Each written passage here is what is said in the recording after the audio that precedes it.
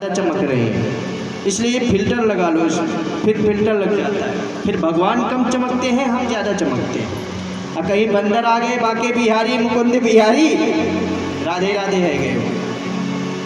अब महाराज जो है उन्होंने कहा किया कि अदिति माँ के देव हुई और भगवान विष्णु भगवान ने इनको वर दे दिया कि मैं आपके 15 अवतार में आऊँगा और जो है आपकी गर्भ से ही अवतार दूंगा। अदिति माँ को वचन दे दिया। इधर दिति माँ थी तो उन्होंने गर्भ धारण की उनमें शक्ति बढ़ी, वो किसी की बात नहीं मानी।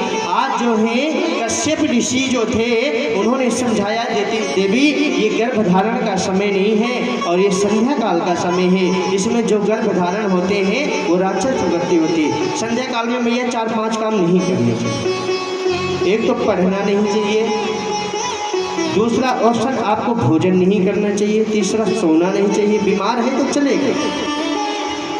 फिर महाराज जो है चौथा वर्णन ये है कि गर्भधारण को संगति नहीं शाम के टाइम करना चाहिए, पर हर एक अपने घर का शाम के लोग नहीं लगाना चाहिए। कई मैया ऐसी भूल करती हैं।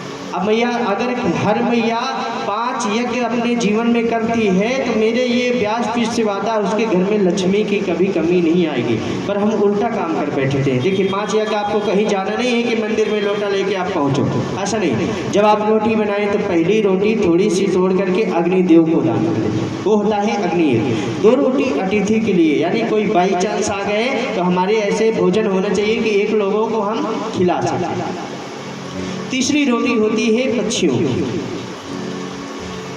और महाराज जो है जो सर्वप्रथम रोटी बनाई वो किसकी है? गौ माँ की। सर्वप्रथम गौ की रोटी होती है, चौथी होती है पक्षियों की, 5वीं होती है दोगी की। किसकी होती है?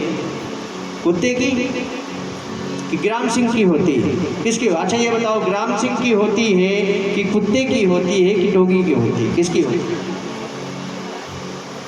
कुत्ते की। ग्राम सिंह की तो नहीं।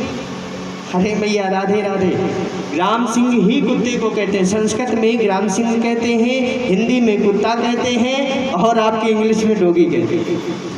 सठी साथन चमेचरा, जो भाषा आप समझेंगे वह भाषा में हम समझाए देंगे।